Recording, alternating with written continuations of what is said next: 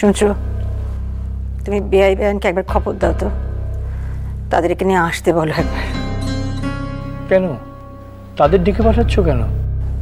ছি, ডেকে পাঠাবো কেন?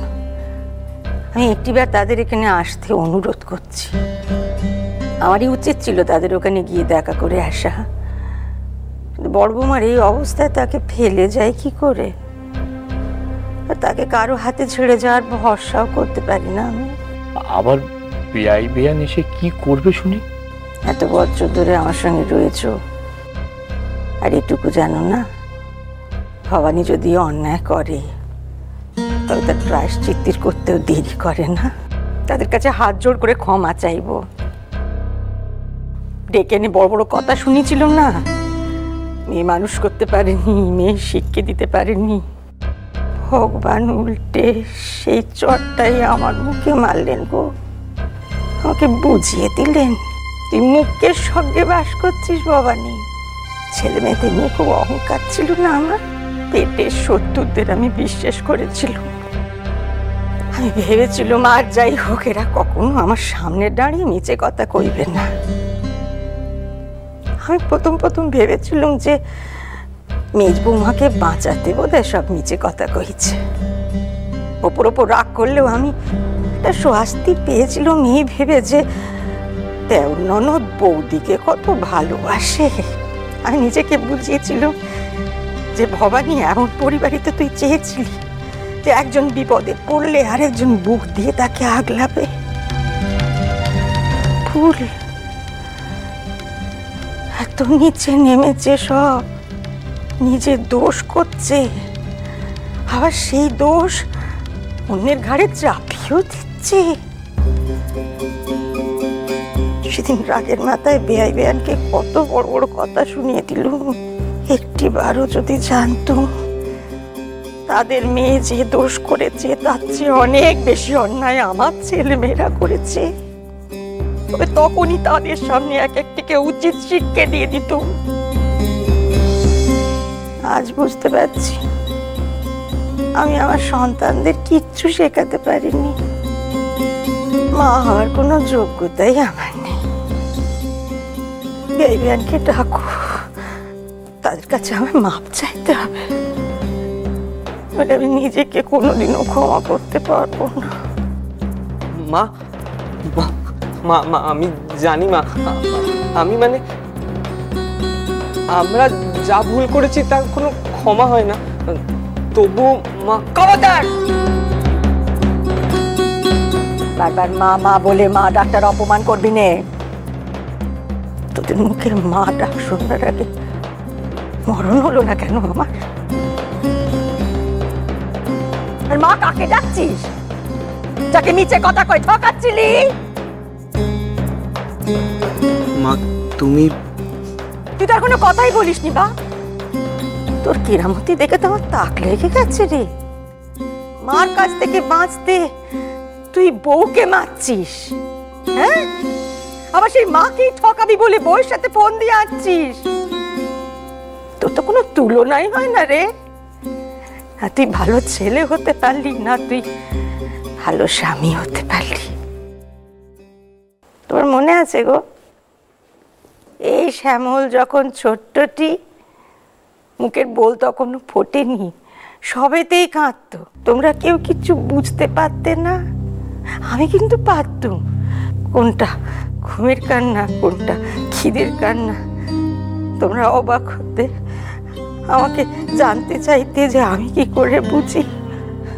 আমি বলেছিলাম না বড় মুখ করে, আমি মা, আমি বুঝবো না তো কে বুঝবে?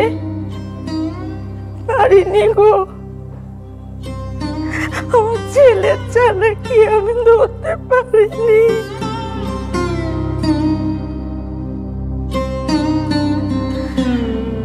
ধরতে পারিনি বললে মিছে কথা কওয়া হবে? পেরেছিলুম, কিন্তু অন্ধ বিশ্বাস আমায় ন্যায় বিচার করতে দেয়নি। আমি ওদের সব মিছে কথা সত্যি ভেবে ভুল করেছিলুম। নিজেকে খুব সেনা ভাবতুম তো, প্রমাণ হয়ে গেল আমি কত বোকা, কত মূর্খ। তুমি নিজেকে দোষারোপ করছো কেন? তোমার কি দোষ? আমার কি দোষ? কি বলছো তুমি? দোষ তো আমারই। আমি এমন সন্তানদের জন্ম দিয়েছি, মানুষ করতে পারিনি। বড় করেছি, এদের খাইয়েছি, পড়িয়েছি, বিশ্বাস করেছি, এদের জন্য অন্যকে দোষী ভেবেছি। আমার দোষ নয়। আমি তো এমন সন্তান তোদের বংশে জন্ম দিয়েছি। তোমার বাপ মা 14 পুরুষের অপরাধী তো আমি, আমারই তো দোষ। মা গো, তুমি একটু শান্ত হও, এরপর তোমার শরীর খারাপ হয়ে যাবে। ভয় নেই রে, যাই হোক না কেন মরবো না আমি। আমার পাপের প্রায়শ্চিত্ত না করে আমি মরেও শান্তি পাবো না। বাবা নিশ্চিত, আর তো কারোর ওপর আমার কোনো ভরসা নেই। তুই তোর মায়ের একটা উপকার করবি বাবা। বলো না মা। বিআই বিয়ানকে নিয়ে আসবি একবার। মা বলছিলাম থাক না, তোমার যা শাস্তি দেওয়ার ওদের দাও। দেবল, সোমা, শ্যামল, কাকলি ওরা দোষ করেছে, ওদের শাস্তি দাও। ওনাদের টাকার কি দরকার? বুঝেছি, তুই ভাবছিস তো তোর মার মাথা হিট হবে, তাই তো? তোর ভাই বোন তো দায়িত্ব নিয়ে তাদের মায়ের মাথা নিচু করেছে। এবার তুই এমন কিছু কর বাপ, যাতে তোর মার মাথাটা একটু হলে উঁচু হয়। মা, আমি তো তোমার ছেলে, তোমার অংশ। আমি নিজে গিয়ে ওনাদের কাছে ক্ষমা চেয়ে নেবো। তুই কি করে আমার গর্ভে জন্মালি রে?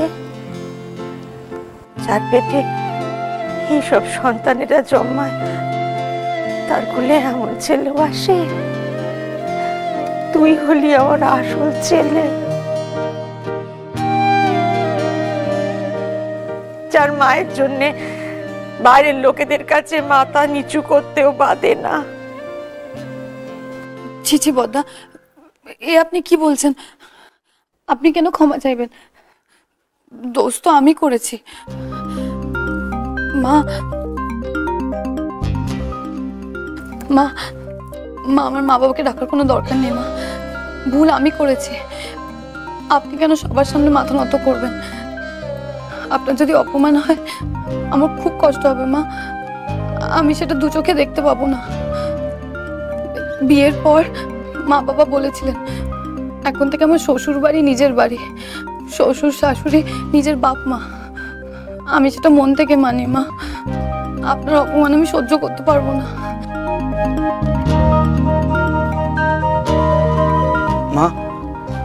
মা গো, এবারটার মতো ক্ষমা করে দাও। এরকম ভুল জীবনে কখনো করব না, আমি তোমার দিব্যি করে বলছি। আর যদি কখনো এরকম ভুল করি না, আমার জীব যেন খসে যায়।